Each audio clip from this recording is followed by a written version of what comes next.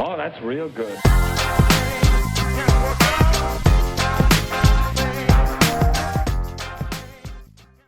Hello everyone, and welcome to our channel Penny Lesson. We talk about everything finance, from tips on making money and proper investing to news about the different economies and situations affecting the global markets. The goal of this channel is not only to teach you how to be more financially responsible but also to teach you how to be more aware of global events. So why not just sit back and relax while we tell you what's happening in the finance sphere? Be sure to subscribe to my channel and hit the notification bell to be constantly updated on my latest videos. Remember, one penny lesson a day keeps being penny less away. In the past, lords and ladies constructed castles and dug deep moats around them to keep invaders away from their wealth and well-being. Fortunately, unlike in the past, people today do not have to fear for their lives, but corporations still do. If you locate the ideal market niche, competitors will come after you in a capitalistic culture where businesses compete fiercely. Warren Buffett enjoys running highly profitable companies, but he despises it when rival firms steal his customers. Buffett contends that the most crucial factor in choosing stock market companies to invest in is possibly the presence of a moat surrounding the corporate fortress. Buffett is not searching for tiny ponds. The extent of these moats should be maximized. We consider moats the leading indicator of a great company, and we tell our managers that we want the moat to be widened yearly. Competitive business advantage is a quality that enables a company to outperform its rivals. Performance ought to be compared to businesses and industries similar to yours. It typically denotes more profitability, a higher return on investment, or a sizable market share. You can employ a financial data supplier like a ticker to find a competitive edge and examine past data. The next topic is sustainability. The endurance of a moat is challenging to quantify in numbers. Therefore, this is the dark card of investing. As a result, the best investors aren't always academics with solid quantitative backgrounds. People aren't very good at spotting moats because they aren't easily measured. Identifying moats is a crucial issue. You can tell that a company has a wide moat when it takes $100 billion to overthrow a company that makes $7 to $10 billion a year in revenue.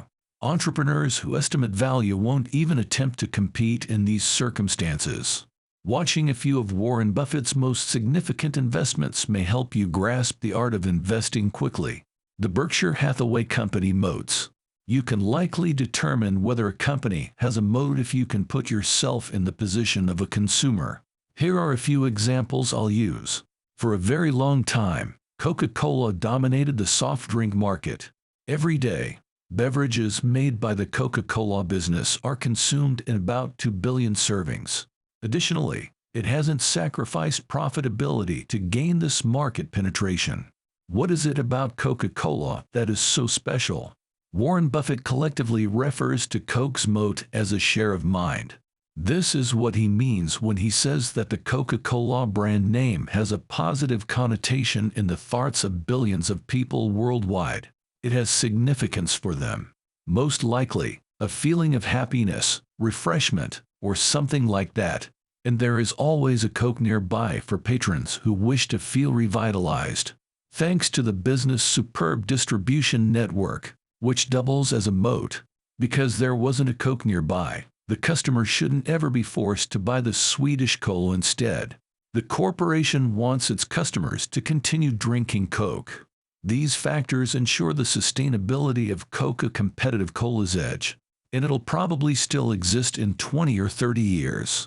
Apple, which is by far Buffett's most substantial public investment, is another company with a sizable moat. Similar to Coca-Cola, it has a firm brand name and a high share of mind, but there are two additional factors that I'd like to draw attention to. The first is that there are significant network effects in place for Apple. This implies that the Apple community becomes more valuable as more individuals join it. More app developers desire to create apps for the App Store as more people use iPhones, and this cycle continues as more people use iPhones. Then there are the effects of technical lock-in. Then there is BNSF, one of two genuinely enormous railroads in North America. If your business wants to transport heavy loads over long distances and you care about the expense of transportation, you will pick the railroad. And your options are limited in this situation. Building a railroad network comparable to BNSF's would need enormous amounts of money, time, and approval from local authorities. A second railroad is not simply constructed next to the original one. There probably isn't even room for it in many instances. As a result, taking over BNSF's successful operations is difficult. The third largest investment Warren Buffett has ever made is in See's Candy. In the 1970s, he spent about 40% of his total wealth. That was a sizable wager, and it was successful. Coke and See's have a similar share of mind advantage, but only within California. However, there is one more benefit, and it differs significantly from Coke. Rarely is its premium chocolate bought, and only during extraordinary events. Will you spend the extra $10 to choose the new, less expensive choice when you purchase quality chocolate for your girlfriend once a year, perhaps for Valentine's Day? Geico, the second largest vehicle insurance provider in the U.S., is Warren Buffett's most lucrative investment. Geico has a long-term competitive advantage because it is the less expensive option in a market where customers prioritize pricing. The majority of households incur considerable expenditure for auto insurance. It is robust to be a low-cost producer in the commodities industry. This should also be a long-lasting advantage, given that Geico appears to become more cost-effective as it expands. Not all moats are made equally. The businesses that were just described all have one thing in common: they have been around for a while. The Federal Trade Commission (FTC) filed a lawsuit against Facebook in December 2020, alleging that the firm had unlawfully monopolized the social media market. Undoubtedly, the most extensive moat is one can have a monopoly. But looking back, I believe it's fair to say that these concerns were a little out of the ordinary. The question of who will remain the dominating force in social media is still up for debate, in my opinion, given how quickly a business like TikTok rose to prominence. Facebook does hold a significant market share.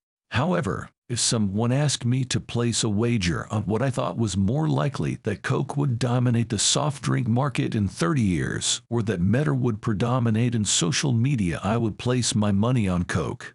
And it appears that Warren Buffett holds a similar view based on his investment choices. In most cases, if anything can swiftly obtain a competitive advantage, you have to be concerned about them losing it too quickly. In the past century, little has changed in the Coke, BNSF, See's Candy, and Geico industries. Of course, Apple is an exception because its genuine success only began recently. Therefore, the maxim "longer is better" is a reliable generalization. Wise investors should no longer follow the latest trends. Old is gold. You might be asking where to begin at this point. What area should I visit to search for moats? As I mentioned, assessing the sustainable component can be difficult. Although you've picked up a few tips and tricks along the way, nothing can match specific company and industry knowledge. It's less harsh to determine a company's competitive advantage now. This is a beautiful place to start. Wow, was that news? Why not ponder it? Want to know the latest? Comment if you want more articles like this. This video is just one of many videos on my channel that brings you the latest news about the world of global finance and economics. So go hit that subscribe button if you don't miss out on content like these. If you enjoyed this video, please hit the like button. Thank you for all your support, and I'll see you again next time. Remember, 1 penny lesson a day keeps being penny less away. Cheers.